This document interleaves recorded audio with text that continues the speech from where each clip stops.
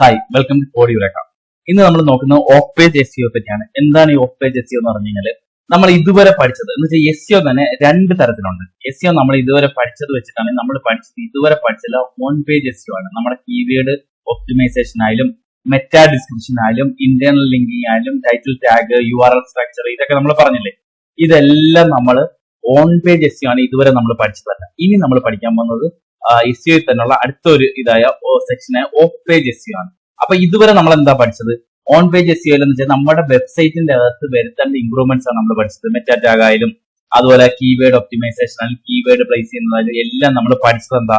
നമ്മുടെ സ്വന്തം വെബ്സൈറ്റിൽ എഡിറ്റ് ചെയ്ത് അതിന്റെ അകത്ത് ആഡ് ചെയ്ത് അങ്ങനെ നമ്മുടെ വെബ്സൈറ്റിനെ റാങ്ക് ചെയ്യിച്ച് അല്ലെങ്കിൽ പിന്നെ ഓരോന്നിലും പോയി രജിസ്റ്റർ ചെയ്ത് അങ്ങനെയൊക്കെ ചെയ്യുന്ന കാര്യങ്ങളാണ് നമ്മൾ പഠിച്ചത്. അതിനാണ് പറയുന്നത് നമ്മുടെ വെബ്സൈറ്റിൽ തന്നെ ചെയ്യുന്ന കാര്യങ്ങൾക്കാണ് നമ്മൾ ഈ ഓൺ പേജ് എസ് എന്ന് പറയുന്നത്.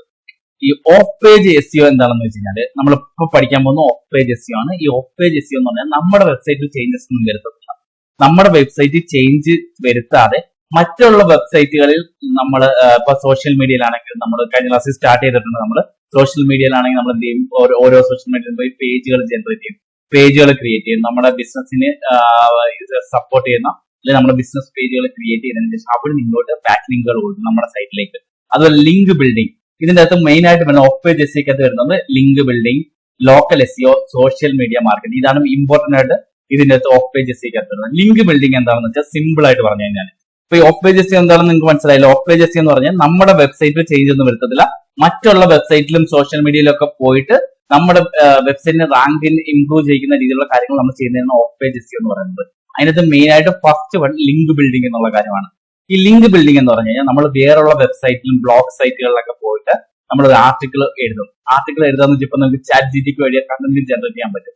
നിങ്ങൾ എഴുതേണ്ട ആവശ്യമില്ല. അപ്പൊ വെറുതെ ഡിജിറ്റൽ മാർക്കറ്റിംഗ് ഏജൻസി എന്നിട്ട് ആർട്ടിക്കിൾ ഒന്ന് അടിച്ചു കഴിഞ്ഞാൽ നിങ്ങൾക്ക് ചാറ്റ് GTP ഫുള്ള് ആർട്ടിക്കിൾ കിട്ടും. അതിന്റെ ഇടയ്ക്ക് നമ്മുടെ പേരുകളോട് ആഡ് ചെയ്ത് നമ്മുടെ ലിങ്ക് കൂടെ ആഡ് ചെയ്യും, നമ്മുടെ വെബ്സൈറ്റിൽ ലിങ്ക് കൂടെ ആഡ് ചെയ്യും. അതിനാണ് ബാക്ക് ലിങ്ക് എന്ന് പറയുന്നത്. അതായത് മറ്റൊരു വെബ്സൈറ്റിൽ നമ്മുടെ വെബ്സൈറ്റിലേക്ക് ലിങ്ക് ചെയ്ത് വരുന്നതിനാണ് ബാക്ക് ലിങ്ക് എന്ന് പറയുന്നത്. അതാണ് ലിങ്ക് ബിൽഡിംഗ്. അപ്പൊ അത് നമ്മൾ ചെയ്യുമ്പോൾ അങ്ങനെ നമുക്ക് ഒരുപാട് റെഫറൻസ് വരും. അപ്പൊ എന്ന് വെച്ച് കഴിഞ്ഞാൽ ഇപ്പം നിങ്ങൾ തന്നെ ഇപ്പം ഒരിടത്ത് ഒരു സർവീസ് അല്ലെങ്കിൽ ഒരു കോഴ്സ് പഠിച്ചു എന്നിട്ട് പറയാണ്, നിങ്ങൾ ഇറങ്ങിയിട്ട് പറയാണ് മറ്റുള്ളവരോട് ആ കോഴ്സ് വളരെ നന്നായിട്ടുണ്ട്, ആ സാർ നന്നായിട്ട് പഠിപ്പിക്കുന്നുണ്ടെന്ന് പറഞ്ഞു കഴിഞ്ഞാൽ നിങ്ങൾക്ക് എന്ത് ചെയ്യും? ഒരുപാട് മൗത്ത് പബ്ലിസിറ്റി വഴി ഒരുപാട് റെഫറൻസസ് കിട്ടിയിട്ട് ആ അയാൾക്ക് ഒരുപാട് ബിസിനസ് കിട്ടും. എന്ന് വെച്ചാൽ ഒരുപാട് ആൾക്കാർ ഇങ്ങോട്ട് വരും. അതുപോലെയാണ് ലിങ്ക് ബിൽഡിംഗ്. നമ്മൾ വേറെയുള്ള വെബ്സൈറ്റുകളിൽ കയറിയിട്ട് ഈ നമ്മൾ എന്താ ചെയ്യുന്നത്? നമ്മൾ ഈ ബ്ലോഗ് സൈറ്റിലും അങ്ങനെയുള്ള വെബ്സൈറ്റിലൊക്കെ പോയിട്ട് നമ്മൾ ലിങ്കുകൾ ജനറേറ്റ് ചെയ്യുക എന്ന് വെച്ചാൽ നമ്മുടെ ആർട്ടിക്കിൾ എഴുതും, അതിന്റെ നമ്മുടെ പേര് മെൻഷൻ ചെയ്യുക, അതിന്റെ ലിങ്ക് കൊടുക്കും. അപ്പം കൂടുതൽ റെഫറൻസ് ഇങ്ങോട്ട് വരുമ്പോൾ ഗൂഗിൾ മനസ്സിലാക്കി ഇത് എന്തോ ഇമ്പോർട്ടന്റ് സൈറ്റ് ആണ്, അപ്പൊ ഇവരുടെ റാങ്കിങ് ഇമ്പ്രൂവ് ആക്കും. അത് കാര്യം എന്താ? കൂടുതൽ ആൾക്കാർ ഇതിനെ റെഫർ ചെയ്യുന്നുണ്ട് എന്ന് വെച്ചാൽ ഒരുപാട് ലിങ്കുകൾ വേറെ സൈറ്റിൽ നിന്ന് വരുന്നുണ്ട്. അതുകൊണ്ട് നമ്മുടെ റാങ്ക് ഇമ്പ്രൂവ് ആവും. അതിനാണ് ലിങ്ക് ബിൽഡിംഗ് എന്ന് പറയുന്നത്. അടുത്തെന്ന് വെച്ചാൽ ലോക്കൽ SEO ആണ് അടുത്തത് ഇതിനകത്ത് ചെയ്യുന്നത്. എന്ന് വെച്ച് കഴിഞ്ഞാൽ നമ്മൾ ഗൂഗിൾ ബിസിനസ് പ്രൊഫൈൽ മാനേജ് ചെയ്യുന്ന വഴി നമുക്ക് ലോക്കൽ ബിസിനസ്സുകൾ കിട്ടും. എന്ന് വെച്ച് കഴിഞ്ഞാൽ ലോക്കൽ SEO എന്ന് വെച്ചാൽ നമ്മളൊരു എന്തെങ്കിലും ടൈപ്പ് ചെയ്യുമ്പോഴോ അല്ലെങ്കിൽ ഇപ്പം ഡിജിറ്റൽ മാർക്കറ്റിംഗ് ഏജൻസി കൊച്ചിന്നോ അങ്ങനെ വല്ല നമ്മൾ ടൈപ്പ് ചെയ്യണം, അല്ലെങ്കിൽ ഫ്ലാറ്റ്സ് ഇൻ കൊച്ചി എന്നൊക്കെ ടൈപ്പ് ചെയ്യുമ്പോഴത്തേക്ക് പെട്ടെന്ന് റാങ്ക് ചെയ്യുന്ന ആ ഒരു ബിസിനസ് പ്രൊഫൈൽ വരത്തില്ലേ, അതിനാണ് ലോക്കൽ ബിസിനസ് എന്ന് പറഞ്ഞാൽ. അതിന്റെ നമുക്ക് ഇത് റിവ്യൂ ഒക്കെ കാണിക്കാം, എത്ര റിവ്യൂ കിട്ടിയിട്ടുണ്ട്, റേറ്റിംഗ് എത്രയാണ്, എത്ര 5 സ്റ്റാർ കിട്ടിയിട്ടുണ്ട്, അതൊക്കെ കാണിക്കാം. അങ്ങനെ മാനേജ് ചെയ്യുന്നതാണ് ഗൂഗിൾ ബിസിനസ് പ്രൊഫൈൽ. അത് മാനേജ് ചെയ്യുന്ന വഴിയാണ് ലോക്കൽ SEO നടക്കുന്നത്. അതും നമ്മുടെ ഓഫ് പേജ് SEOക്കകത്ത് വരുന്നതാണ്. പിന്നുള്ളത് സോഷ്യൽ മീഡിയ മാർക്കറ്റിംഗ്. നമ്മളെ കഴിഞ്ഞ ക്ലാസ്സിൽ സ്റ്റാർട്ട് ചെയ്തതുപോലെ നമ്മൾ ബിസിനസ് പേജ് FBയിലും ഇൻസ്റ്റഗ്രാമിലും ലിങ്ക്ഡിനിലും ഒക്കെ ബിസിനസ് പേജുകൾ ക്രിയേറ്റ് ചെയ്യുന്നു. എന്നിട്ട് അതിൽ നിന്ന് നമ്മുടെ ലിങ്കുകളും നമ്മുടെ കഴിഞ്ഞ ക്ലാസ്സിൽ ഞാൻ പറഞ്ഞിട്ടില്ലേ നമ്മുടെ ഡീറ്റെയിൽസ് എല്ലാം കൊടുക്കണം, അതിന്റെ വെബ്സൈറ്റ് കൊടുക്കണം. അപ്പൊ ആ വെബ്സൈറ്റിന്റെ ഒരു ലിങ്കും അതൊരു ലിങ്ക് ആയിട്ട് കാൽക്കുലേറ്റ് ചെയ്യുന്നത് വെച്ച് കഴിഞ്ഞാൽ ആ ഒരു പേജിൽ നിന്ന് ഇങ്ങോട്ട് ലിങ്ക് വരുന്നുണ്ട്. എല്ലാ സൈറ്റിലും ലിങ്ക്ഡിനിൽ നിന്ന് വരുന്നുണ്ട്, ഇൻസ്റ്റാഗ്രാമിൽ നിന്ന് വരുന്നുണ്ട്, FBയിൽ നിന്ന് വരുന്നുണ്ട്. അങ്ങനെ വരുമ്പോഴത്തേക്കും അതും ഗൂഗിള് റാങ്ക് ചെയ്യും. കാര്യം അവരെല്ലാം ഇതിനെ റെഫർ ചെയ്യുന്നുണ്ട്. അപ്പൊ നമ്മുടെ റാങ്ക് ഇംപ്രൂവ് ആവും. ഇതിനാണ് ഓഫ് പേജ് SEO എന്ന് പറയുന്നത്. അപ്പൊ ലിങ്ക് ബിൽഡിംഗ് ഉണ്ട്, ലോക്കൽ SEO ഉണ്ട്, സോഷ്യൽ മീഡിയ മാർക്കറ്റിംഗ് ഉണ്ട്. അപ്പൊ നമുക്ക് ഫസ്റ്റ് വൺ ലിങ്ക് ബിൽഡിംഗ് പഠിക്കാം. അതായത് ഓഫ് പേജ് SEOക്കകത്ത് ഫസ്റ്റ് വരുന്നത് ലിങ്ക് ബിൽഡിംഗ് ആണ്. അതാണ് ഓഫ് പേജ് SEO എന്ന് പറയുന്നത്.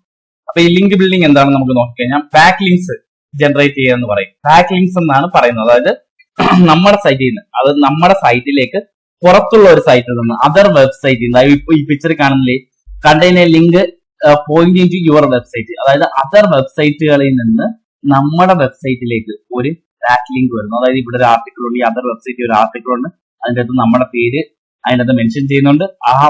അവിടെ ആ പേരിൽ നമ്മൾ ലിങ്ക് കൊടുത്തിട്ടുണ്ട്. അല്ലെങ്കിൽ നമ്മുടെ പ്രോഡക്റ്റിനെ പറ്റി മെൻഷൻ ചെയ്യുന്നു, ആ പ്രോഡക്റ്റിന് ലിങ്ക് നമ്മുടെ വെബ്സൈറ്റിൽ ലിങ്ക് അവിടെ കൊടുക്കുന്നു. അല്ലെങ്കിൽ നമ്മുടെ ഒരു സർവീസ് മെൻഷൻ ചെയ്യുന്നു, ആ സർവീസിന് നമ്മൾ എന്ത് ചെയ്യും, ഇങ്ങോട്ട് പോയിന്റ് ചെയ്യുന്നു. ഇതിനാണ് ബാക്ക് ലിങ്ക് എന്ന് പറയുന്നത്. അപ്പം നമുക്ക് ഒരു വെബ്സൈറ്റിന് എത്ര ബാക്ക് ലിങ്ക് കിട്ടുന്നു എന്നുള്ളതും നമ്മുടെ SEO സ്കോറിനെ, അതായത് നമ്മുടെ SEO റാങ്കിനെ ഡിപ്പെൻഡ് ചെയ്തിരിക്കും. എന്ന് വെച്ചാൽ കൂടുതൽ ബാക്ക് ലിങ്ക് വരുന്നുണ്ടെങ്കിൽ നമ്മൾ ടോപ്പിൽ പോയിന്റ് ചെയ്യാനായിട്ട് ചാൻസ് ഉണ്ട്. എന്ന് വെച്ചാൽ ഓൺ പേജ് SEO ചെയ്യണം, അത് കഴിഞ്ഞതിന് ശേഷമാണ് നമ്മൾ ഈ ഓഫ് പേജ് SEO സ്റ്റാർട്ട് ചെയ്യേണ്ടത്. ഈ ബാക്ക് ലിങ്ക് ജനറേഷൻ ഒക്കെ നമ്മൾ ഇതുവരെ പഠിച്ച കാര്യങ്ങളെല്ലാം നമ്മുടെ വെബ്സൈറ്റിൽ ചെയ്യണം. അത് ചെയ്തതിന് ശേഷമാണ് ഇത് ചെയ്തു തുടങ്ങേണ്ടത്. ഓൺ പേജ് SEOs നമ്മുടെ വെബ്സൈറ്റിന്റെ കറക്ഷൻസ് ആണ് പറയുന്നത്. വെബ്സൈറ്റ് കറക്ഷൻസും അതിന്റെ എന്തൊക്കെ ഇംപ്രൂവ് ചെയ്യണം എന്നാണ് പറയുന്നത്. അത് ചെയ്തു കഴിഞ്ഞാൽ ഉടനെ തന്നെ നിങ്ങൾ എന്ത് ചെയ്യണം, ഈ ഓഫ് പേജ് SEO സ്റ്റാർട്ട് ചെയ്യണം. അതിന്റെ അകത്ത് ഫസ്റ്റ് വേണമെന്നുണ്ടെങ്കിൽ ബാക്ക് ലിങ്ക് ജനറേറ്റ് ചെയ്യാന്നുള്ളതാണ്. ഈ ബാക്ക് ലിങ്ക് ജനറേറ്റ് ചെയ്യുന്നതാണ് നമ്മളിപ്പോ പറയുന്നത്. കണ്ടോ, അതർ വെബ്സൈറ്റുകളിൽ പോയിട്ട് നമ്മുടെ പ്രോഡക്റ്റിനെ സർവീസിനെ പറ്റിയൊക്കെ നമ്മൾ ആർട്ടിക്കിൾ എഴുതുന്നു, അവിടെ നമ്മൾ ലിങ്ക് കൊടുക്കുന്നു, ഇങ്ങോട്ട് നമ്മുടെ വെബ്സൈറ്റിലേക്ക് പോയിന്റ് ചെയ്യുന്നു. അതാണ് ഇവിടെ പറയുന്നത്. ലിങ്ക്സ് ഫ്രം അതർ വെബ്സൈറ്റ് കണ്ടോ, on your website also known as inbound links.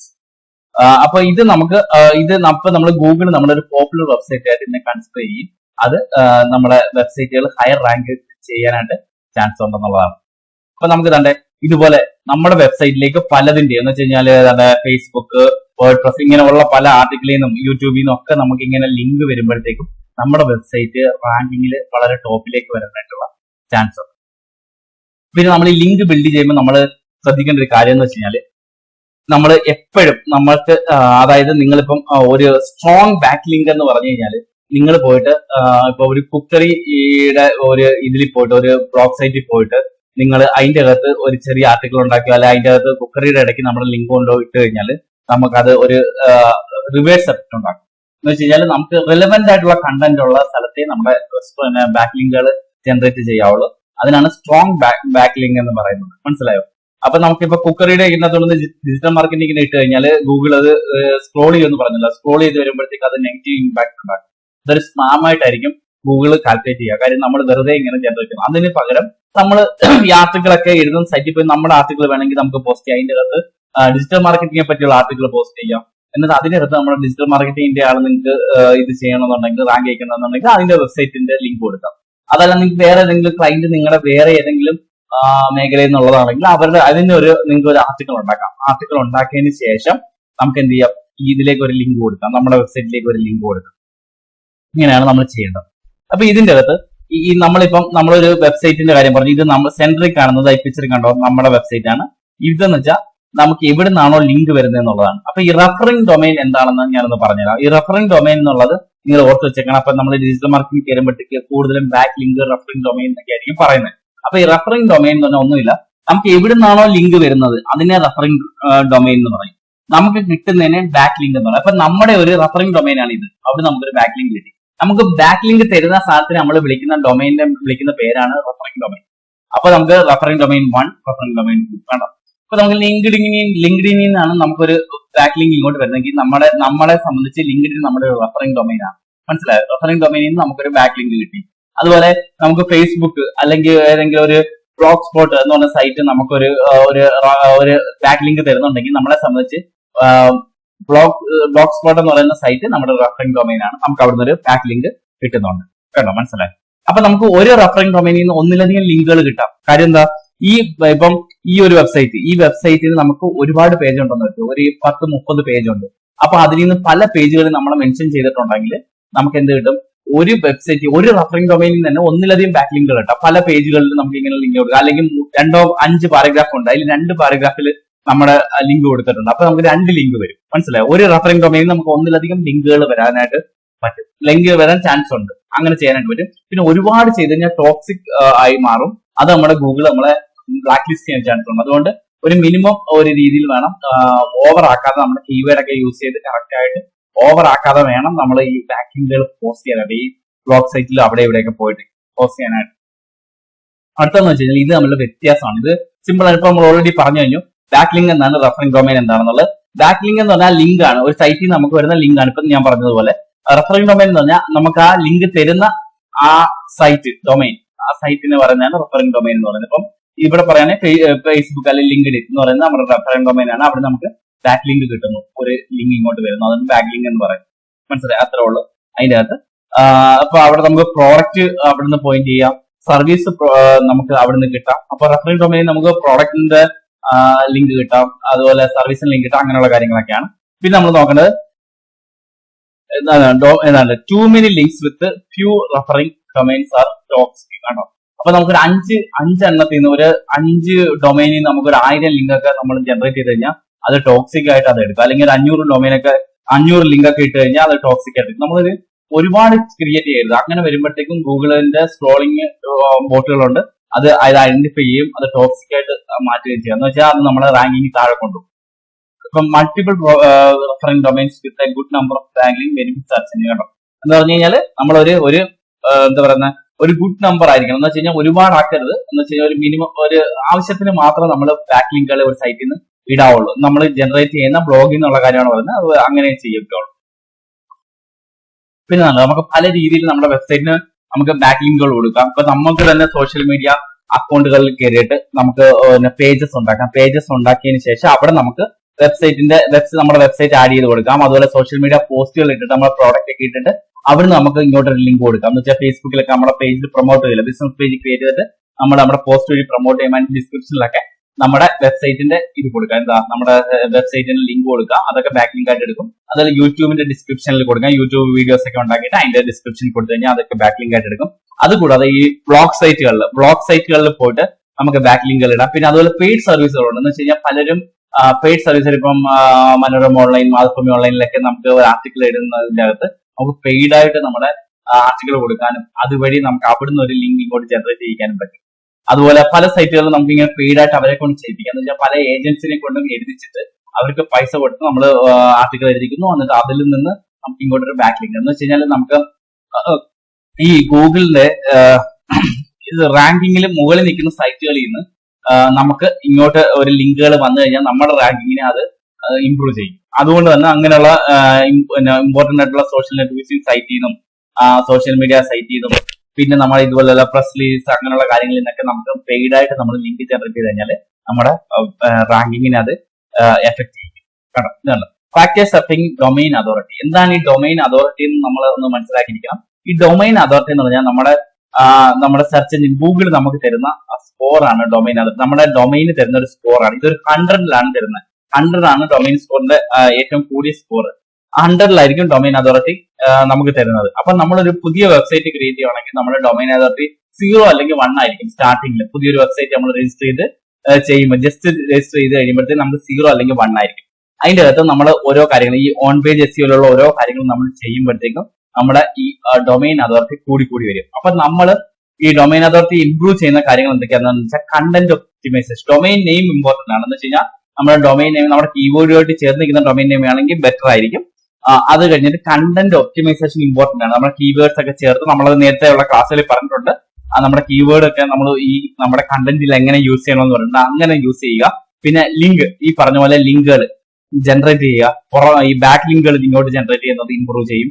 ഈ ഡൊമൈൻ അതോറിറ്റി എന്ന് പറഞ്ഞ ആ സ്കോറിനെ ഇംപ്രൂവ് ചെയ്യും.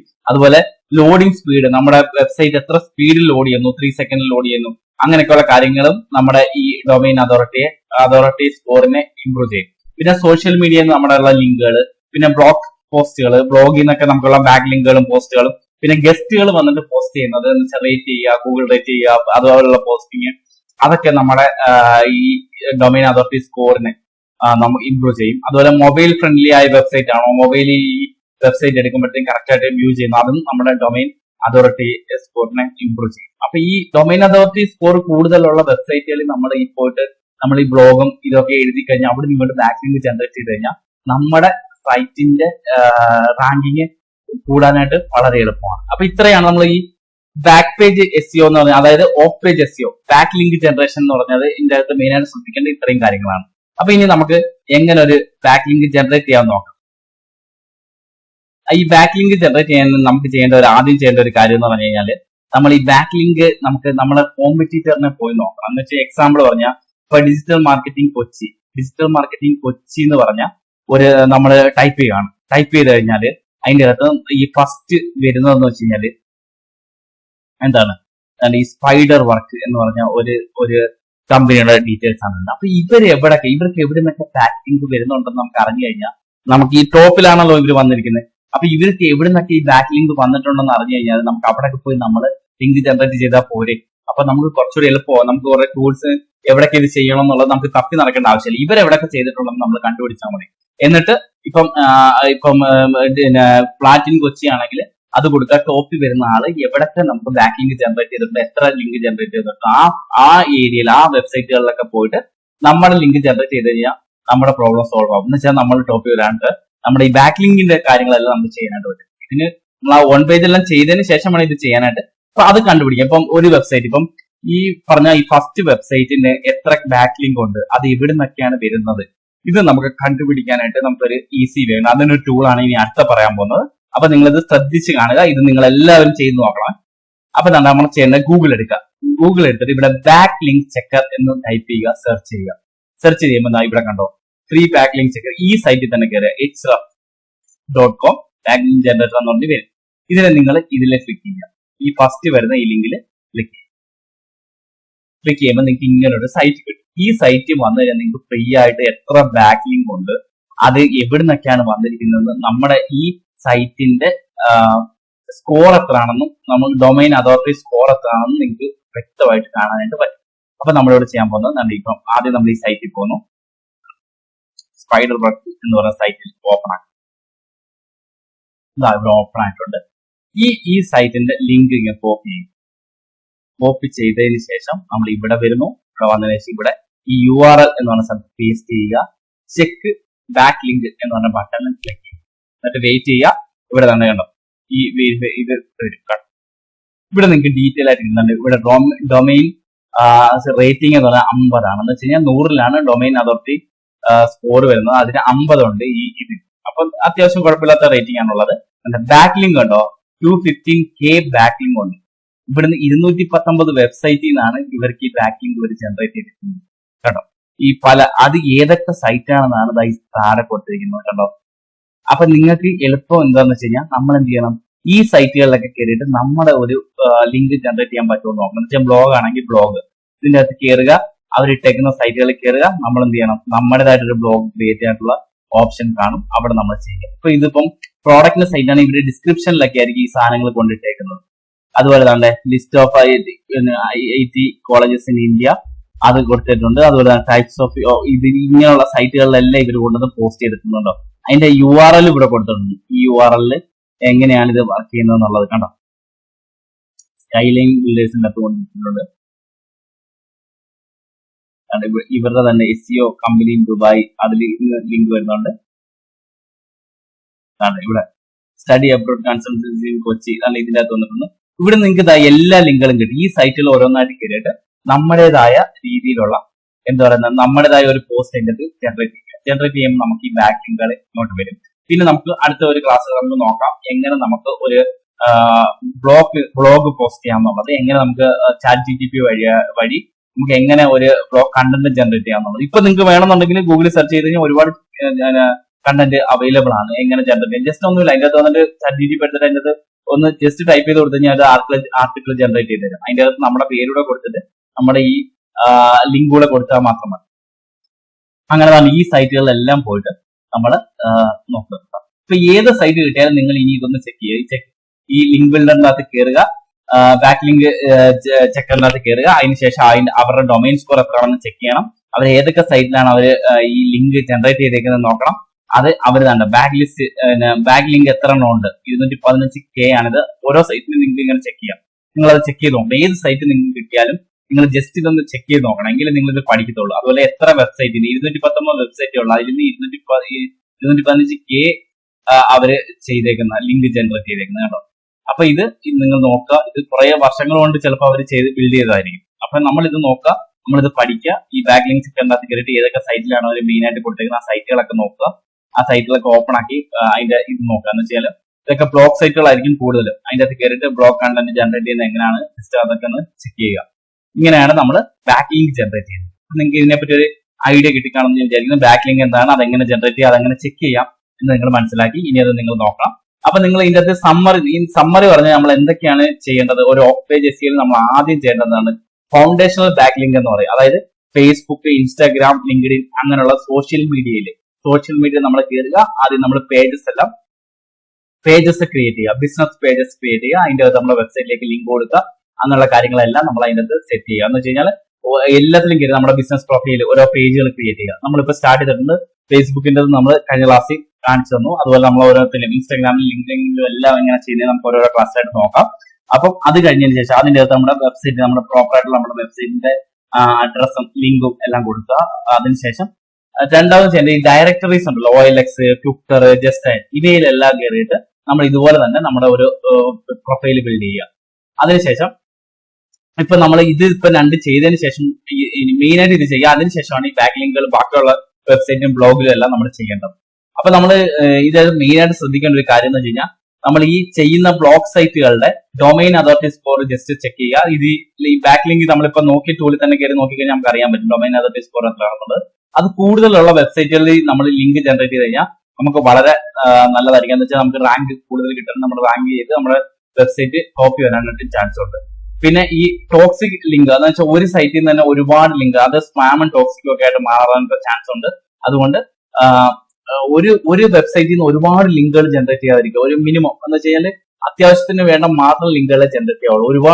ഒരുപാട് ഇട്ട് കഴിഞ്ഞാൽ അത് ടോക്സിക് ആയിട്ട് മാറും. അതുപോലെ തന്നെ അൺറിലേറ്റഡ് കാറ്റഗറിയെ കൊണ്ടൊന്ന് പോസ്റ്റ് ചെയ്യാതിരിക്കുക. അപ്പൊ കുക്കറിക്കകത്ത് കൊണ്ടൊന്ന് ഡിജിറ്റൽ മാർക്കറ്റിംഗ് പോസ്റ്റ് ചെയ്യുന്നത്, അതുപോലെ അങ്ങനെയുള്ള കാര്യങ്ങൾ, ഫിറ്റ്നസിന്റെ അകത്തുകൊണ്ടൊന്ന് ഡിജിറ്റൽ മാർക്കറ്റിംഗ് അല്ലെങ്കിൽ ഫ്ലാറ്റിൻ കൊച്ചി എന്നുള്ളത് പോസ്റ്റ് ചെയ്യാതിരിക്കുക.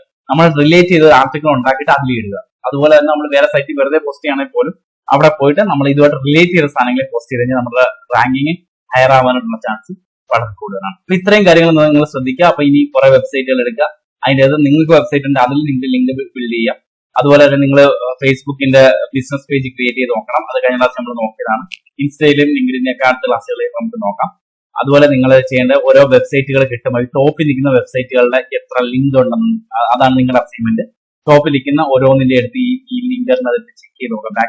ബാക്ക് ലിങ്ക് ടെസ്റ്റ് അത് കൊണ്ടുവന്നിട്ട് അതിന്റെ ഡൊമൈൻ റേറ്റിംഗ് എത്രയാണ്, അതിന് എത്ര ബാക്ക് ലിങ്കുകളുണ്ട്, എത്ര വെബ്സൈറ്റിൽ നിന്നാണ് അത് വന്നിരിക്കുന്നത്, ഇങ്ങനെയുള്ള കാര്യങ്ങളൊക്കെ നിങ്ങൾ ചെക്ക് ചെയ്ത് നോക്കാം ഈ ക്ലാസ്സിൽ. Okay, thank you so much.